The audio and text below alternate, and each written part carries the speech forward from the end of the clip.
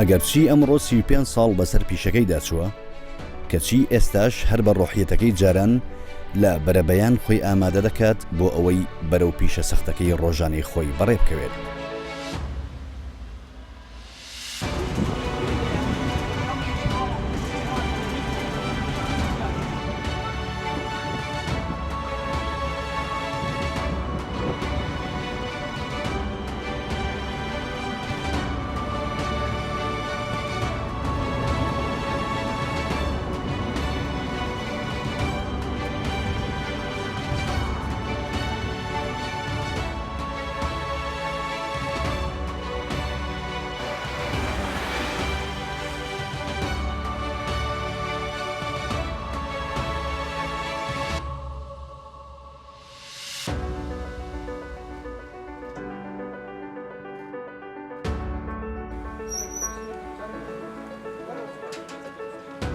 وەک خۆی دەڵێت تاقە خەم ئەمەیە ئاخۆ ئەگەر یەکێکی تر ئیشەکەی ئەو بکات تا چەند بۆی دەکرێ وەک خۆی دڵسۆز بێت و پیشەکەی خۆش بێت.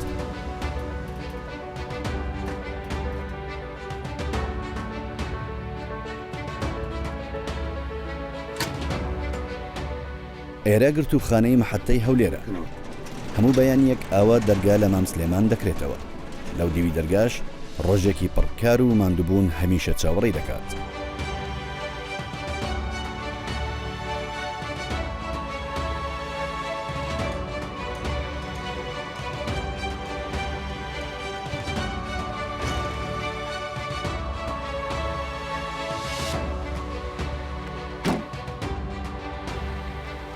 ئەم خەڵکە بۆ سەردانی کەسوکاری بەندکراوی خۆیان هاتوون.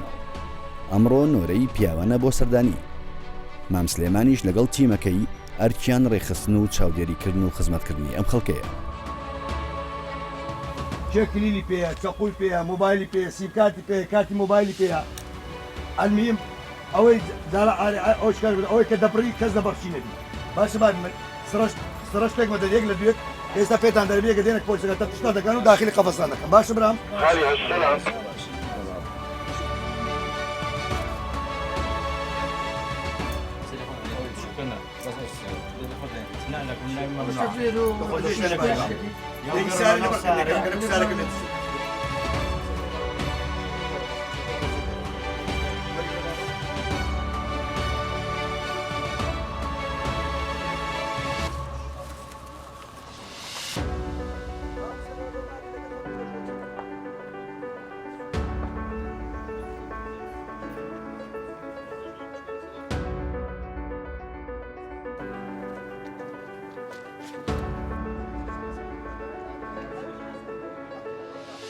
سەردانیکەران لەم شوێنە تایبەتیەدا دەنرێن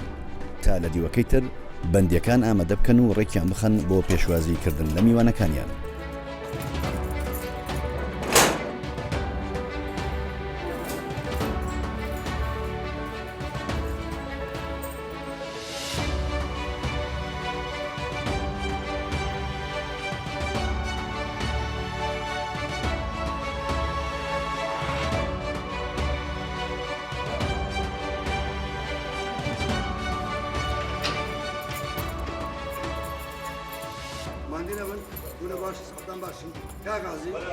حاضرن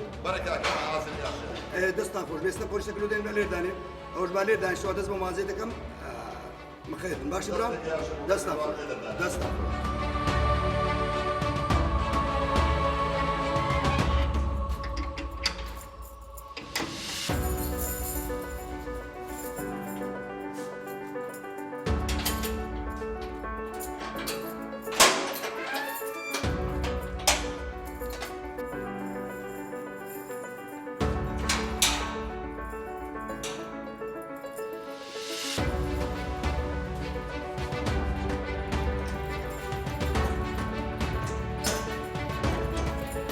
بەندیەکان بەردەوام لە چاوەڕوانی هاتنی میوانەکانیاندا بۆیە هەردەم چاوەکانیان دەبڕنە پەنجەرەکان و بە ئومێدی ئەوەن کە دەرگا ئاسینەکانیان لێ بکرێتەوە.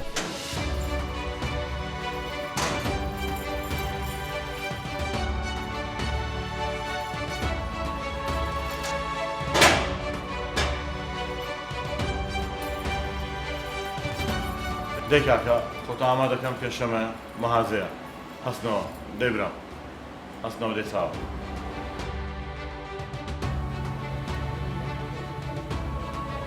هشتا وسێ ئەف لۆ بنێرە ئەف کاک ئەوە کایا شەکەرەوە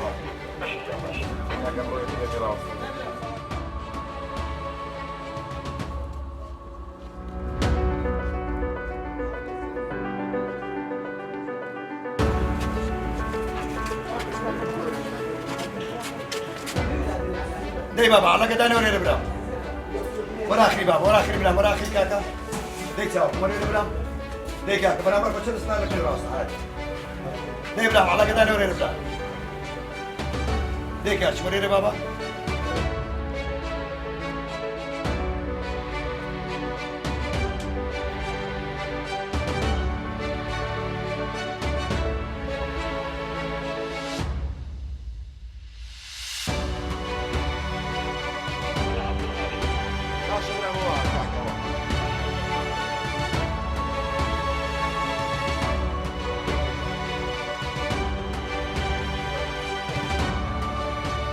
دەبێت هەموو شتێک زۆر بەوردی جێبەجێ بکرێت پشکنینی هەموو کەل و پەلێک دەکرێت بۆ دڵنیابوون لە ڕوونەدانی هیچ هەڵەیەک چونکە ئەم شوێنە پڕهەستیاریە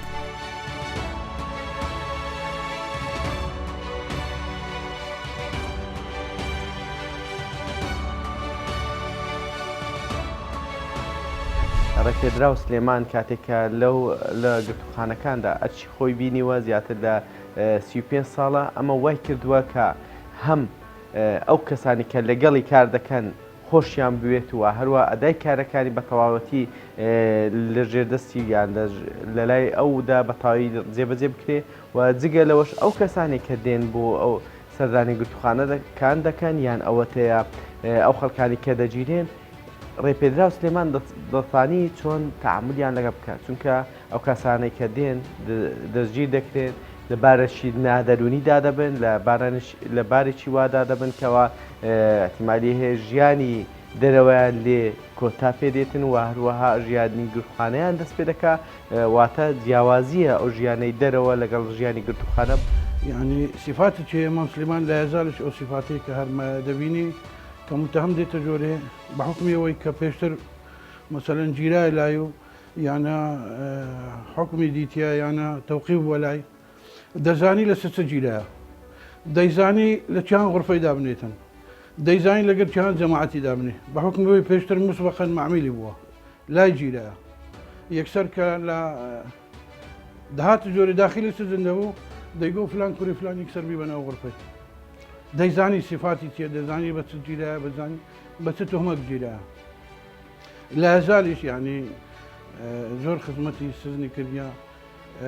خدمتي بريبراتي بوليسي هوليري كدي بحمو بريبرا كان بحقت فياوتي تاكل فياوتي خدومه ام دسكوشي ليه كاك مفوز سليماني بەڕاستی زۆر سەرکەوتووە لە کارەکەی و جێگای شانازیە و سپاسی ئاراستە دەکەین بە ئۆرکانی کە هەستە ئەو ماوە درێژە کە کاری کردووە لە شوێنێکی زۆر قورسە کە تەحملکردن لەگەڵ ئەو کەسانەکە حکم دراینە تەبی ئەو کەسانێک کە حکم دەدرێن باری دەرونیان سەقامگیر نییە بۆیە پێویستە کابراایەک زۆر لەوان تێبگە فۆز سلێمانش ئەو ماوە درێژە کە 35 ساڵە لەو کارەیە بە سەرکەوتوی کارەکانی خۆی ئەنجام داوە هەم خزمەتی قەزای کردو هەم خزمەتی محکومەکانی کردیە.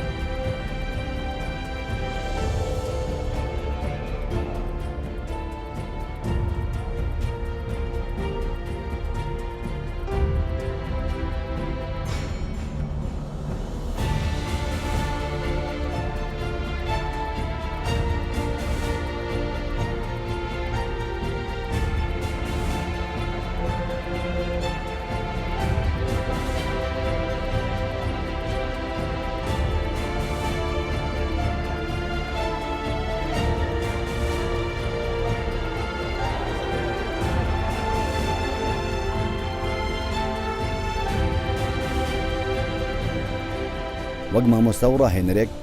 ڕێپێدراو سلێمان سەرپەرشتی وردە بە وردەی هەنگاو و چاڵەچیەکانی ئێرە دەکات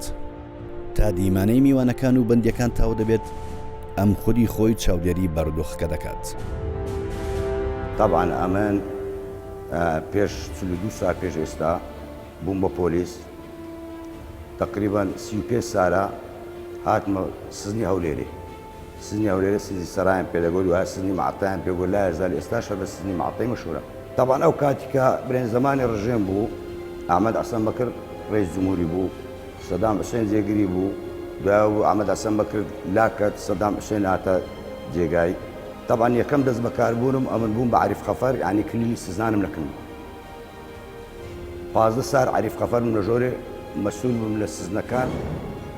لەناو سزنەکەی کلیلی سزن لەکنە من بوو لەگەر کاک حوسێنی ڕۆژێک ئەمن بووم ڕۆژێک ئەو 15 سار پاشان پاش 15 سارەکەی کە هاتمە دەرێ برێن لە ژۆرێ هاتمە دەرێ زابت خەفەریم گرت نفۆس خەفەریم گرت تقریبا تا ئەویش 10 سار پاشان کە هاتمە دەرێ ڕۆژانە موازی بەڕێ دەکرد 35 سارە دەکا هەفتا جێژنەم لە ماری خۆم نەکردیا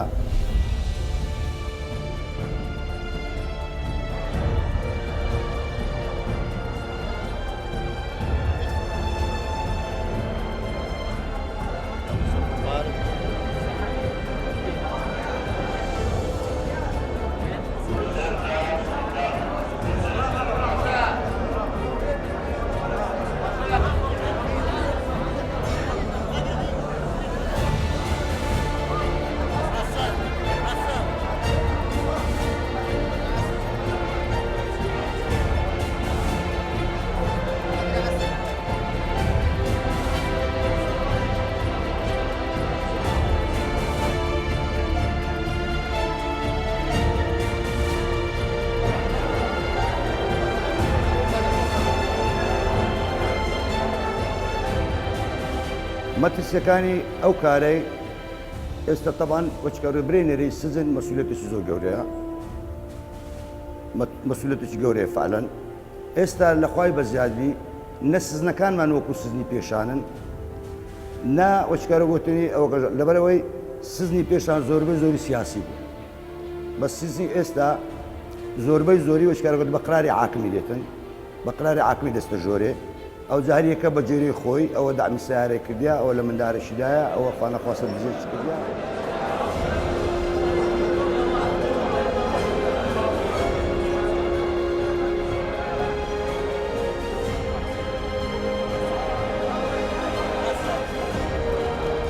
مەترسیەکانی ئێستا هیچ مەترسیمان نییە بەرام مەترسیەکانی پێشان باسیەوە لە دەکەمانی زمانی ڕژێم بەرێ فعلەن مەترسی زۆر گەورە هەبوو لەبەر چێ لەبەر ئەوەی عوایلی هەموو ئەحزابەکان هەموو حیزبە سیاسیەکان هەمیان بە داچیان بە بابیان بە خوشتیان بە منداری گچکەیان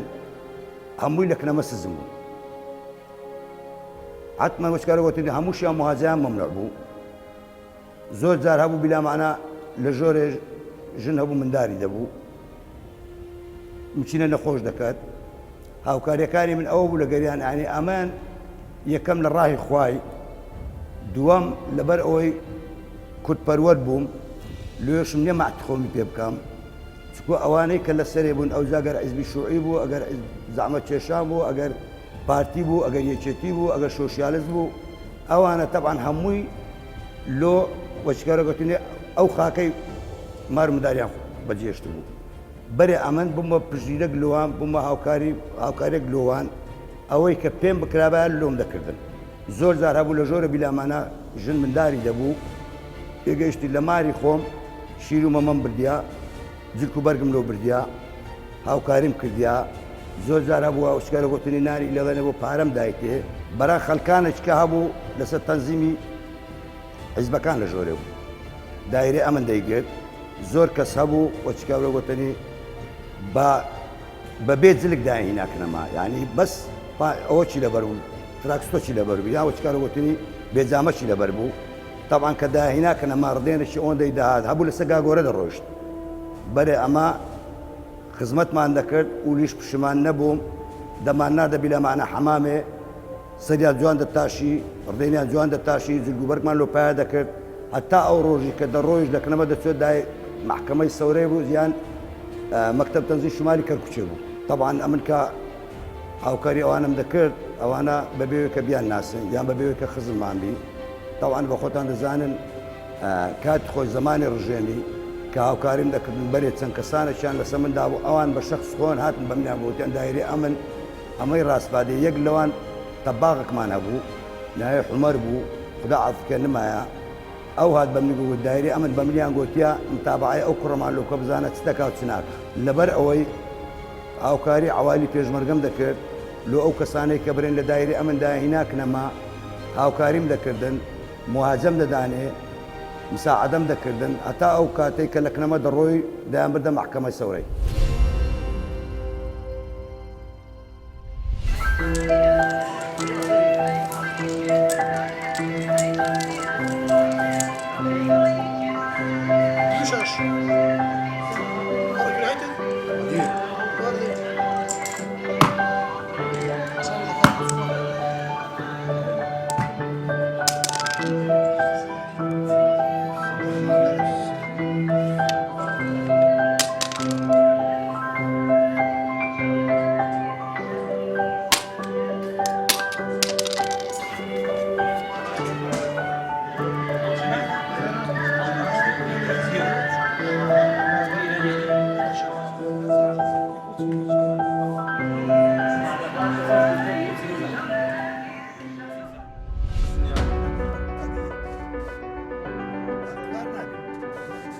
ئەمڕۆ نۆرەی ئافرەتان و منداڵانە بۆ سەردانیکردنی بەندیەکان هەرکی ئەمڕۆیان زۆر قورسترە چونکە ژماری سەردانیکەران لەو ڕۆژە زۆر زیاتر دەبن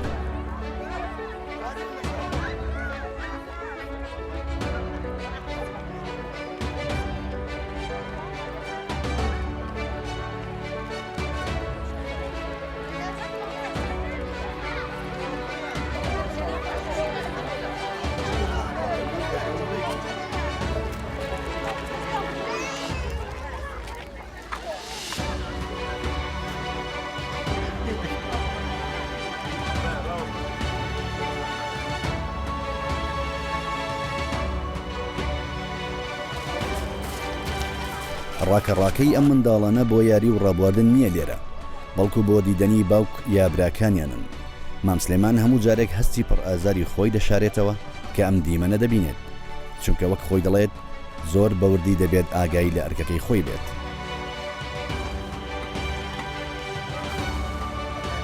مام سلێمان پیاوێکی شارەزایە و سەرکەوتووە لە کارەکانی خۆی هەندێک شتەیە زۆر خەتەریاتی تێدایە مام سلێمان دەگرێتە ئەستۆی خۆی من بۆ ماوەی 7 ساڵە پۆلیسم لێرە لەگەر مام سلێمان کار دەکەم زۆر شانازی پێوە دەکەن زۆر دڵخۆشین دەیداچم علاکەت بی لێرە کوڕم دەیداچم علاکە لێدانێ و زەڕاست بڕۆ تەفتیش دەی باب دەیدا لێدانێ دووشەم طبعا موازەی ئافرەتانە و پێشەمان موازەی پیاوانە سعات 6 نیو ئەمە لە پێش دەرکەیمە احتمالە بچینێ لە موازە بلەخەز لە موازەی ژنان سعات 6 دێن سعات 5 دێن سعات 4 شەوێ دێن لۆ ئەوی دێم و چکار و گوتنی خوانەخواسە هەمواری کرد کۆمەرێک منداریشان لەگەرە لۆی کە خوانەخواسە سارێک لە مندارەشی بداتن کابرا ئەوجا ئایا پیاویتی ئایا کوڕیتی ئایا خزمیتی لە ژۆرەیە کارەسات دروست نەبی سارێک من لە مندارەشی نێنێ خوانەخواسە توش کارەساتش گەورە بوو لە موازەی ئافرەتان چەند ئافرەتێکمان هەیە پۆلیسن ئەوانە دێن هاوکاری منن یەکەیەکە تەفتیشیان دەکەن تەمان پاشی هەش دەست بۆ موازەی دەکەین قەفەزمان هەیە لە دەرێ دەتان بچم بشبینن ئافرەتەکان یەکەیەکە تەفتیشیان دەکەن ئەمنیش کە لێو ڕادەوەستم تەفتیشیان دەکەن و دێنەکەن عوالی خوان ئەو جاوی بابیتی ئەوی برایەتی ئەوی خزمکەستی دێ لەگەری لە خۆی لە ساعیدا دەنیش و موازەی خلاص دەکاتن و بەڕێ دەکەین و جارێ سعات 12 خلاص دەبی جارێ سعات 12 خلاص دەبی جارێ بچینە دەڕوا لۆ زیاتریش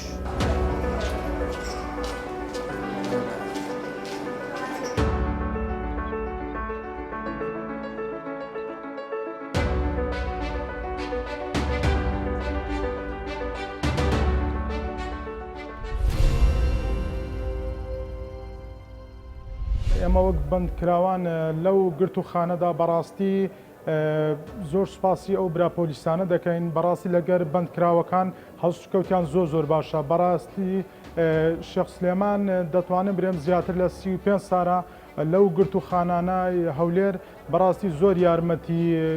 بەندکراوانیدا بەنسبەت بە مفۆ سلێمانی ئەوە چەندین ساڵە و خزمەتی سزنی معتەی دەکاتن لە زمانی زووەوە و ئێستاکەش هەر بەردەوامە لە خزمەتکردنەکەی بەڕاستی ینی زۆر یارمەتی خەڵک دەدا لێرکانە لە ڕۆژی مەهازەی لە ڕۆژەکانی کە یعنی هاوکاری خەڵک دەکاتن لێ ناگەڕی خەڵک لێرە مشکلی هەبیتن هەر مشکلێک شتەکە بیتن ینی بەخۆی تەداخل دەکات ئیشەکان جێبەجێ دەکاتن. زۆر سپاسی بەڕێز مامی بەڕێزمان کاک سلێمان دەکەین بەڕاستی جێگای ڕێزە بۆ ئێمە کاک شێخ سلێمان وەکو باوکێک وایە بۆ ئێمە وەک مامان وایە ئێمە هەر شتێک مشاکلێکمان هەبێ سەرەتا دەچینە لایوی کە هەست بەوەی دەکەین کە ئەو وەکو مامی خۆ مامانە وەک باوکمانە هەر کێشە شتێکمان هەبی ئەو بۆمان چارەسەر دەکات هەدوا هەز ناکەین یعنی کە ئەو لە ئەرکدایە و ئێمە تاوانبارین بە چاوێکی وا سەیرمان بکات هەردەم بە کوڕ و بە برازای خۆی سەیرمان دەکاتین. بەرزبەت یا شێخی بەڕاستی پێداویست دەکرای لە معتەی کردیتی کە لای لای خواردنە و تەلەفۆنە و مەهاجەی ڕۆژانە تەسوڵپاتی ناوسزنی هەرچی پێویستە شێخ سلێمان کردیتی پێ یاسەوە پێ قانون. ئەو بۆ ئێمە باوکە برایە بۆمە هەموو کەسە کە ئەو دەبینین هەست بە دڵتوندی ناکەین کە ئەو دێ بۆ لامان هەز ناکەین لە ناو قەفەزین بۆ ئێمە هەموو شتەکە ئەو.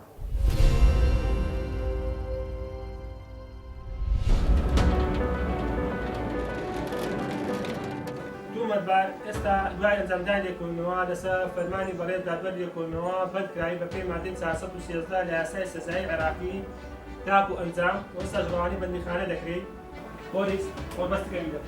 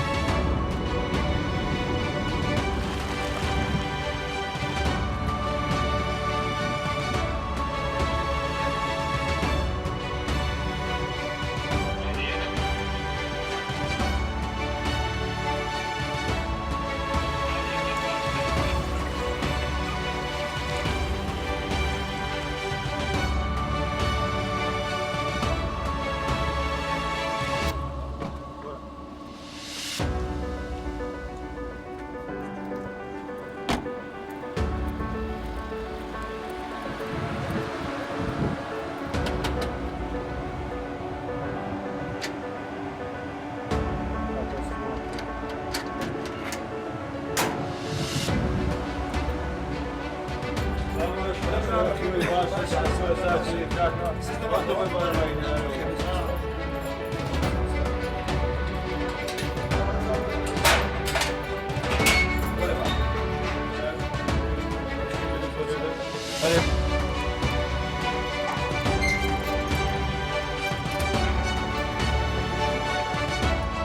دەمێکە شارەزایی تەواوی لەسەر هەموو بەندیەکان هەیە بۆیە هەر کە بەندیەکی تازە دەهێنن بۆ گرتوخانە یەکسەر دەزانێت کێ و چۆن مامەڵەی لەگەڵ بکات و لە کام قاوەشی یا زیندانی دابنێت.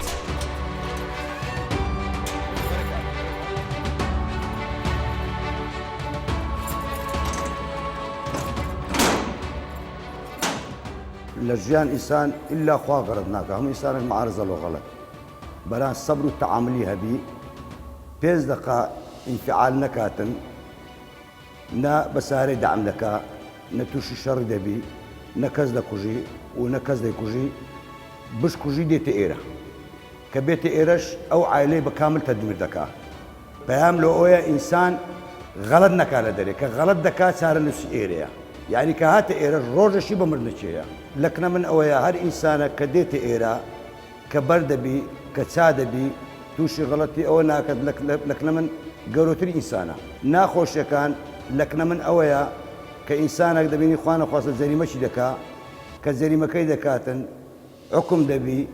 بەردەبی دووبارە دێتەوە ئێرە. تاکو ئێستا تقریبان لۆ 33 ساری دەچیتن من هاوسەری ئەو پیاوم لەخوا بە زیادبی کێشەیەکی نەبووە ئەلحەمدولیلا کە زۆر پێ خۆشحاڵیشم بە کارەکەی کە ئەو کارە پیرۆزە دەکاتن هەتاکو ئێستاش چەندەها جاریش تووشی کێشەی ئەمنی و ئاسایشی کە کاتی عزبی بەعز بوویتەوە دڵمان پێوە بووە کە دەست دەردەچی لە مارەوە بەخوا کە مۆبایلەکەی قەپاتە گشتمان لەگەر مندارەکان زۆر ینی سەغرەت دەبینەوە دەبین هەتا مۆبایلەکەی دەکاتەوە بەس کارەکەی چکە کارێکی پیرۆزەوەیە ئێمە زۆر پێ سەربەرز و سەرفرازین. یەکێک لەو سەربازانە بەڕێز کۆمیسەر سلێمان عەلیە کە ماوەی زیاتر لە 35 ساڵ خزمەتی بەندیخانەی هەولێری کردووە. بەندیخانەی هەولێر بە ناوی بەندیخانەی محەتە ناسراوە لە هەولێر لەبەرەوەی ئەو شوێنی کە کاتی خۆی بەندیخانەی لێدانرا محەتەی قیتار بوو. کاک سلێمان لە ماوەی ئەو 35 ساڵە کە بە بەردەوام هەموو تەمەنی ئەو 35 ساڵە لە بەندیخانەی هەولێر بەڕێ کردیە بە تاکید دەتوانم بڵێم خزمەتێکی ئێزگار زۆر گەورەی کردووە. کاک سلێمان و هەباڵەکانی کە لە بەندیخانە من لێرەوە دەستخۆشی لە یەکەیەکیان دەکەم و دەستخۆشی لە کاک مقدم خەسرۆ دەکەم کە ئەویش ماوەیەکی زۆرە وەکو بەڕێوەبەری پۆلیسی بەندیخانە لەوێ ئەرکەکانی بەجێگەیاندووە بۆیە من لێرەوە سوپاسیان دەکەم و دەستخۆشیان لێ دەکەم وە پاڵپشتی خۆشم بە بەردەوام بۆ هەموو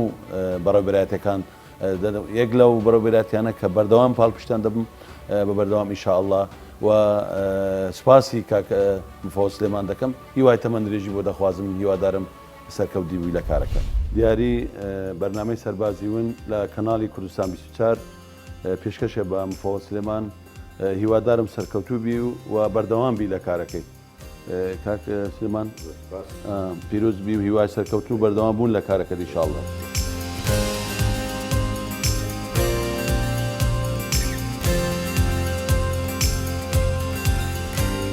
دیاری بەڕێوەبەرایەتی پۆلیسی هەولێریشێ پێشکەش بە کاک مفەوت سلێمان دەکەین بەرامبەر ئەو خزمەتەی کە